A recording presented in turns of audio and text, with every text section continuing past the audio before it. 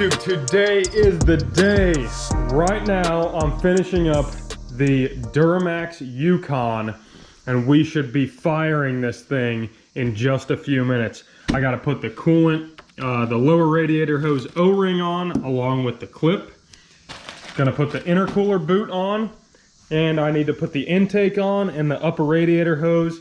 Got a bunch of water for this thing. It's all distilled water. I'm gonna run 1 gallon of concentrated coolant also. After about 50 to 100 miles, I'm gonna flush all the fluids. That's why I'm running water just for this.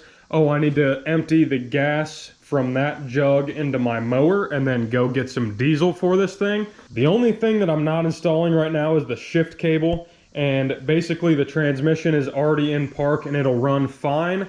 All this wiring and stuff like that is for the headlight harnesses and all that stuff, so that's not going to matter. And the last thing we need is a drive shaft to be able to drive this thing. So I need new U-joints for the front, and then I'll get new U-joints with the drive shaft when I get that. Let's put the last few parts on this thing, get some fluids in there, and let's crank this thing up and see if we can get it running.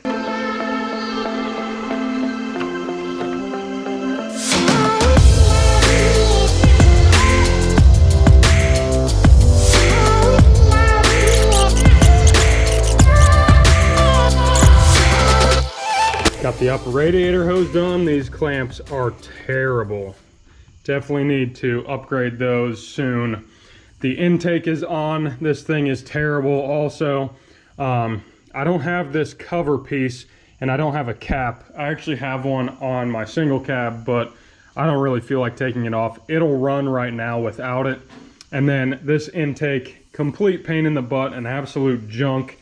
This is a super old filter. It's probably worse to have it on the truck than off right now, but I'm just gonna leave it. We're gonna get this thing running right now. I'm gonna add coolant, and then we are running to the gas station to get some diesel. All right, guys, this is the absolute moment of truth here. There are 2 things that could happen right here. Everything is ready to go to start. The intake is on, the coolant is in there. All the coolant lines are buttoned up. All the lines are hooked up for the trans. The fuel system is bled.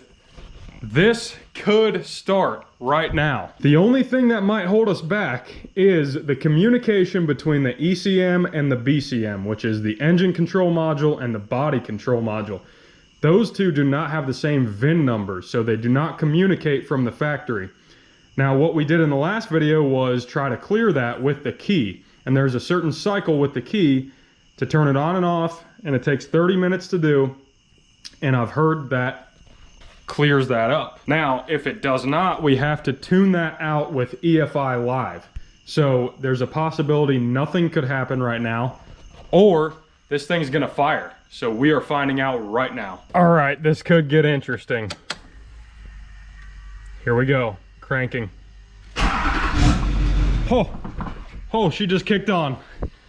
And it kicked right back off. I believe that was because of the communication between the ECM and the TCM, or the ECM and the BCM.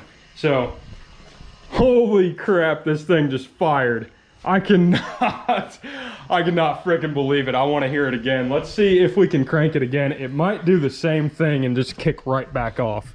So, let's figure out. Man, it smells good. It smells like diesel.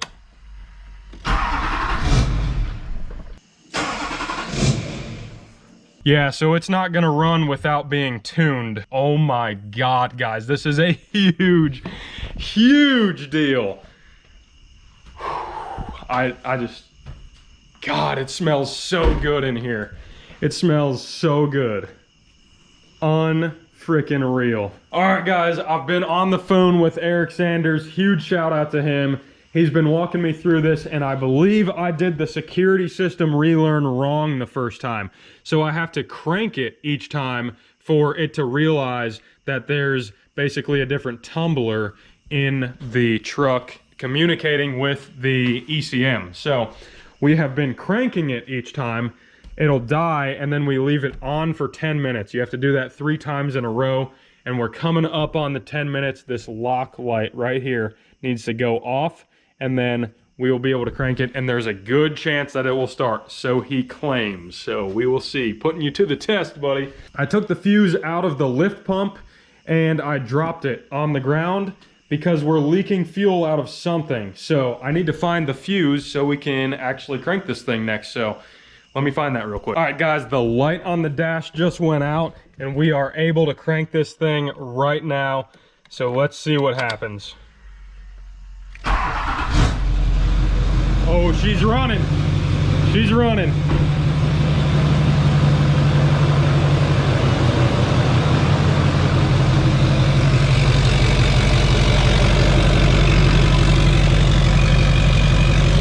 Oh, we're pouring fuel. This thing is pouring fuel underneath. I don't know where it's coming from.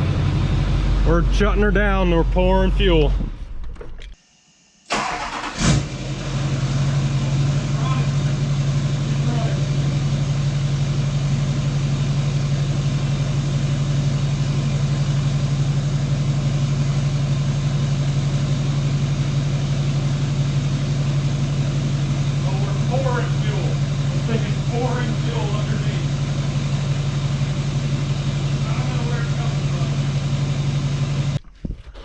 Okay, this thing runs.